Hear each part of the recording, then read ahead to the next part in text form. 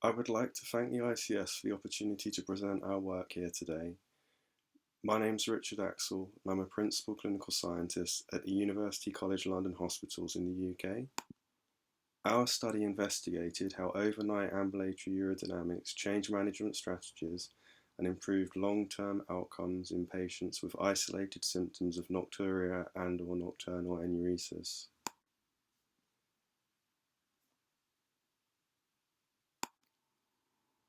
In approximately 50% of conventional urodynamic studies, we were unable to provide a urodynamic diagnosis that correlates with the patient's presenting LUT symptoms. Ambulatory urodynamics is recognised by the ICS as a useful tool to investigate those patients who have had an inconclusive standard urodynamics. At our centre, we perform overnight ambulatory urodynamics in patients with isolated nocturnal symptoms. The aim of our study was to determine if a urodynamic diagnosis of detrusor overactivity with or without urge urinary incontinence diagnosed on overnight ambulatory urodynamics changed management strategies and led to the long-term improvement in patient outcomes. We retrospectively reviewed all of our overnight ambulatory urodynamics performed over a 20-year period. 25 patients fulfilled the inclusion criteria, with a median age of 38 years, with 72% female. We assessed the patient's presenting symptoms, management and urodynamic diagnosis pre and post ambulatory urodynamics. All tests were performed by an experienced urodynamicist, and this was followed by MDT review. 6 patients were excluded where follow-up data was not available. All studies were evaluable and a definitive urodynamic diagnosis was made in all cases. DO was demonstrated in 19 out of the 24 patients presented with nocturia. The mean pressure was 69.1 plus or minus 53 centimeters of water.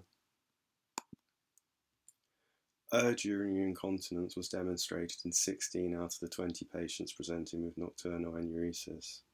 5 had a diagnosis of sensory urgency and 1 patient was diagnosed with reduced functional capacity due to high PVRs. Of the patients with follow-up data, 15 patients were diagnosed with detrusor overactivity on their overnight ambulatory urodynamics. 3 patients were treated with a clam cystoplasty, 5 were treated with botulinum toxin, and 7 were treated with combined medical therapy.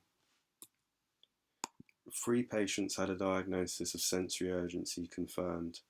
1 was treated with reduced fluid intake, 1 was treated with desmopressin, and 1 was treated with cognitive behavioural therapy.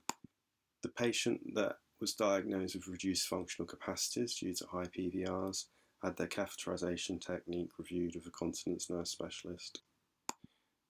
84% of our patient group had their clinical diagnosis and management changed. This led to an improvement in urinary symptoms in 79% of patients. 61% had a resolution of their nocturia, and 73% had resolution of their nocturnal enuresis symptoms following changes to treatments. Our study has shown that DO was demonstrated in 79% of patients presenting with nocturia and in 90% of those presenting with nocturnal enuresis. Urge urinary incontinence was demonstrated in 80% of the patients who presented with nocturnal enuresis. 84% of patients had their clinical diagnosis and management changed, and this has led to an improvement in nocturia in 61% of patients, and nocturnal enuresis was resolved in 73% of patients. Thank you for listening.